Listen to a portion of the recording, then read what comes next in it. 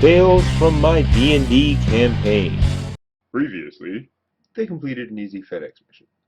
what the fudge? So they set out down the road, heading back towards DeCorso's chasm. DeCorso has the first spoon, they have the second, and DeCorso's steward is due back with the third by the time they get there. And Little One is working on blacking out the white teeth on the Diluvian symbol on his brand new magic shield, and then decorating it with actual teeth looted from dead Diluvians. And he's like, "Hey Angel, can you help me put on insults written in Kuatoa?" And Angel's like, "I got it covered." Because although her knowledge of Kuar is a little limited, we all know that one of the first things you learn in any new language is the curse words. That and how to ask for the washroom.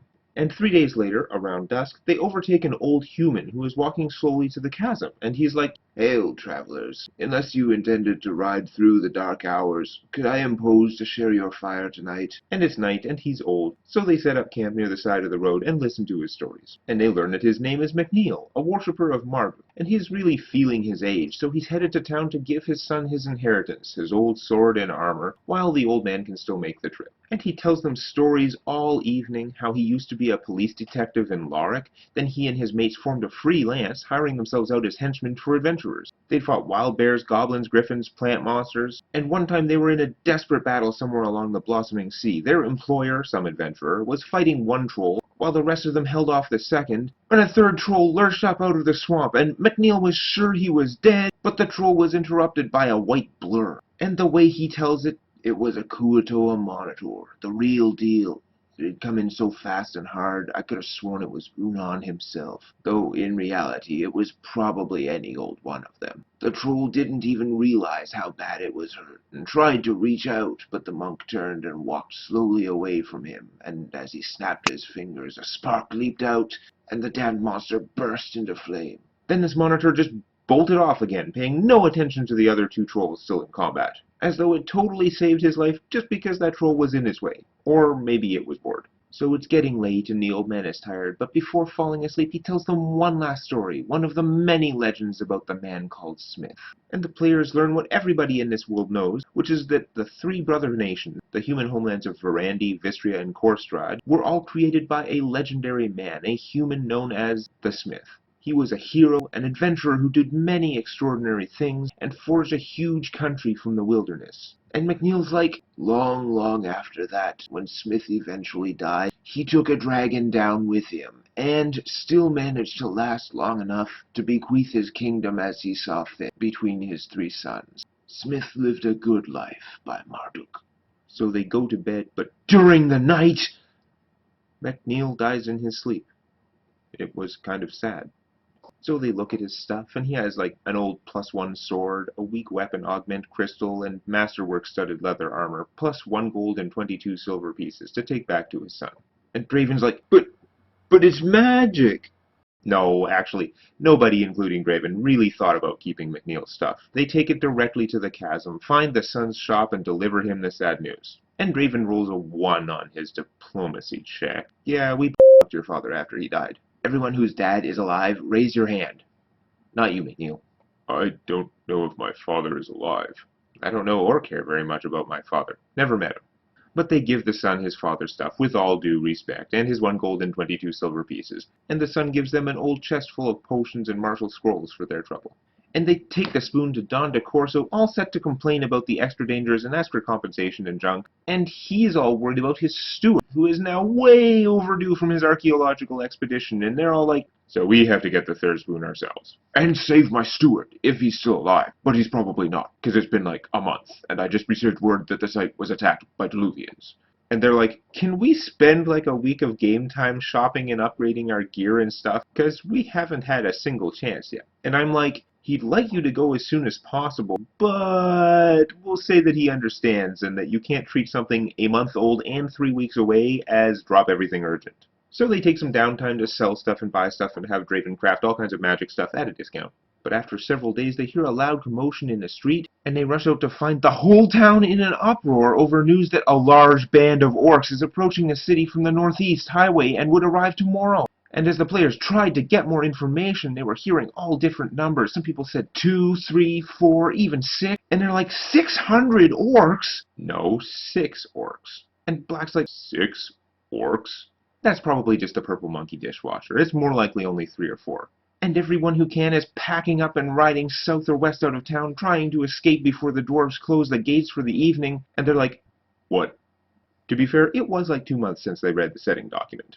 Long, long ago, orcs were what you'd expect. A little bigger and stronger than humans, but cowardly, not that bright, generally winning only through superior numbers. Around 1100 years ago, an extremely powerful and clever orc warlord united all the orcs for the first time, leading them to war against the entire world. Through many great tragedies and hard-won hollow victories, the kings of elves, Eladrin, and men and their armies fought back, but during the final battle, King Kilvorus of the Eladrin was slain, and a terrible cry interrupted the battle, the mourning of the goddess Dialia, who was rumored to have been the king's mistress. And her voice boomed over the orcs, pronouncing that, "For 1,000 years, nothing will survive your footsteps." And the orcs were all like, Cool, who's gonna stop all the things? but the heroic army slew the orc warlord, and his forces scattered and divided, retreating to their caves. And rain stopped falling on Uruk, or when it fell, it crashed down in brutal thundering storms, and within 100 years the wild but temperate orcish lands had turned entirely to sandy or bare rock desert.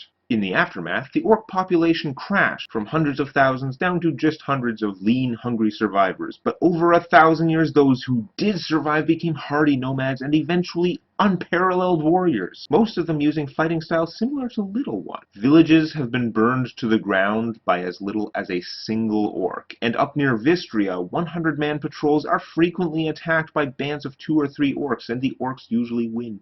And Draven's still like 2 or 3 orcs against a whole town? With a militia, maybe even small walls. Doesn't matter. But Little One's like, well, think about it. There are only 4 of us, but we're level 6. If we wanted to burn down a town, who would stop us? True.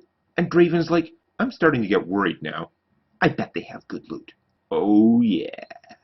So the next morning from the town walls, they watch 3 figures approach from the distance, 2 on foot and 1 riding slowly alongside them. And one of the dwarf guards is like, who ever heard of an orc riding? But as the orcs approach, the one on the horse appears unarmored, wearing a hooded robe. Another one is about the size and build of Arnold Schwarzenegger in his movie-making prime, wearing light armor and surrounded by a cloud of swirling sand that obscures his outline. And the third is well over 7 feet tall, with a big sword that crackles with electricity, and wearing full plate that looks like it's made out of giant insect chitin. And he's built so broad that he makes Arnold look like a twig. And Naf, the smaller Arnold-sized orc, walks up closer to the wall, addressing the city. We don't want any trouble. There's no need for us burning down your little houses. All we want is 3 barrels of water, 3 healthy horses, and 1 of your magic spears. What? Dor, the orc on the horse, calls something to him, and Naf is like, right.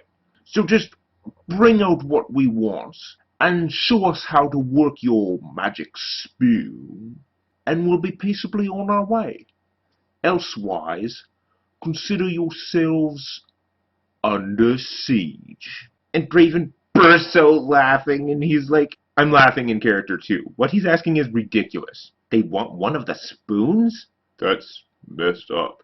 Up until then I was like, water, horses? These guys sound pretty reasonable. Just give them what they want. Problem solved. And Angel's like, would we actually give them a spoon? No. It's not even ours to give.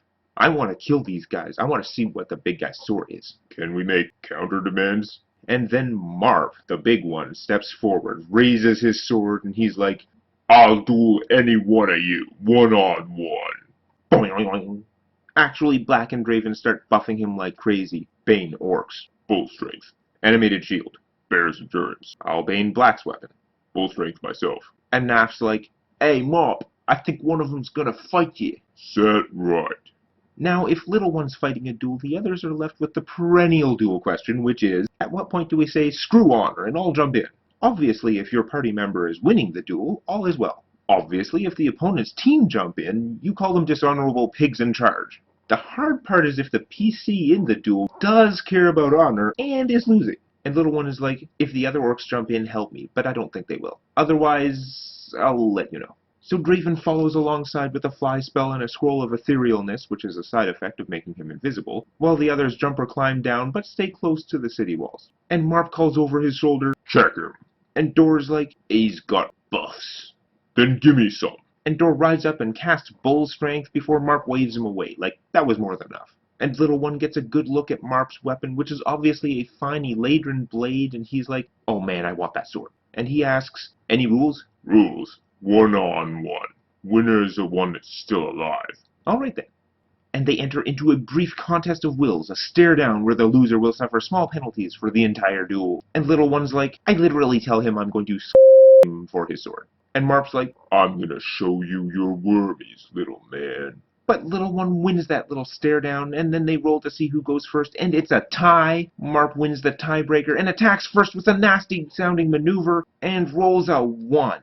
And little one takes advantage of the miss and hits him with a devastating bone crusher attack for 37 damage, and everything was going well. Except that after 37 damage, Marp did not seem very badly hurt. And Marp's response was to turn invisible, hit him back for 15 damage, plus his attack was charged with a ray of enfeeblement, and when he reappeared at the end of his turn, he was already 20 feet away. And Draven's like, it's like friggin' DBZ! And Krillin's like, this is nuts! But little one's like, it's fine, he mostly just knocked off my bull strength. Because ray of enfeeblement is really random, and Marp only rolled 3 strength damage. So little one uses his Emerald Razor maneuver, which doesn't have bonus damage like his other moves, but is much more likely to hit. And he still does like 20 damage, and knocks Marp below half hit points. So Marp charges his attack with a shocking grasp spell and hits back for like 30 damage, and he recovers his Warblade maneuvers, and by the way, he has an ability that heals him when he does that, so he's back above half.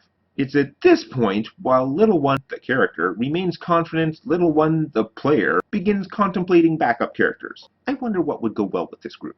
So Little One just makes a normal attack, still doing 20 damage, and recovers his maneuvers to be used again. And then Marp hits him with a move that gives him a big penalty to hit and to armor class for 1 round, and hits him back for more than 20 damage at the same time. And Little One tries to Bone Crusher him again, even though with the penalty there's a good chance he'll waste the move, because he figures if he can just hit for 30 damage or so, he can finish this in 1 blow. And he rolls a 17, so he does hit, and with his massive natural strength, and the bonus damage from his maneuver, and from the temporary Bane enchantment on his weapon, he does do over 30 damage. And Marp is still standing. But blood is seeping from his armor in several places, and his stance shows that he barely survived that wound. And Little One tells him, you fought well, you have nothing to prove, we can call this a draw. And Angel's like, aren't you winning now? Not if he hits me for another 30, 'cause it's the orc's turn. And Marp is hurt and demoralized. They can see him seriously contemplating the warrior's offer, but he doesn't want to lose face with his gang, so he controls his fear, musters his anger,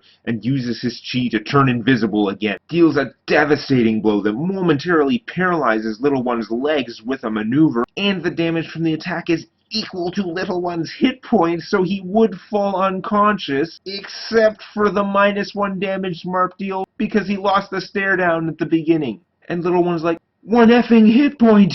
But Marp reappears 20 feet away, and Little One is immobilized, so he can't get close enough to attack and finish him. And Angel's like, can't you throw something at him? I don't carry any throwing weapons, there's no point. The point would be you could throw something at him. But since he didn't have any throwing weapons, Little One was down to basically 2 options. He could spend his action activating his magic healing belt for 4d8 hit points, or he could ready his action to try and hit the orc as it moves in. And he debates it and changes his mind several times over like 5 minutes, and nobody tries to rush him because this is crazy stressful life or death stuff. But in the end, the belt heals random amount between 4 and 32, weighted heavily towards the middle of that range, and they know Marp usually hits for 20 damage, so Little One readies an attack instead, because there's at least a 50% chance that healing would not do enough. And because hit points are an abstract concept, both warriors know the other is badly hurt, but neither realizes they are each at exactly 1 hit point, which is good because if Marp had known, he could easily have finished Little One with something piddly like a Ray of Frost, and that would have been anticlimactic. Instead, the 2 warriors face off like a pair of samurai. The orc's allies show no sign of jumping in, and as such, Little One refuses to ask for help. Marp lunges forward, as they each plan to use that Emerald Razor maneuver, an attack which ignores all armor. Little One's ready action will let him strike first, and he has a good chance of hitting, but if he does miss, Marp's attack will only fail on a natural 1. And both bastard swords lash out, but Little One slips his blade into one of the orc's shoulder joints, sinking his steel into Marp's torso, and all strength goes out of the counterattack. Marp's weight almost twists the blade out of Little One's hands as the orc sinks down and slides off. and there is a moment of unearthly quiet where nobody breathes. It's so quiet you could have heard angels sneaking up behind you, hypothetically. Then a massive shout rises up from the dwarf guards on the battlement. Yeah! And Draven's like, that was awesome! And Black's like, That was a pretty gutsy move. and Little One's like, I proceed to fuck him. Not really. But Naf is like, right, you beat Marp. You win. And he and Dor begin to calmly walk right away. And Little One is like, heal me. But they're not letting the orcs off so easy. Next time on Tales from My D&D Campaign. Forum, comments, subscribe.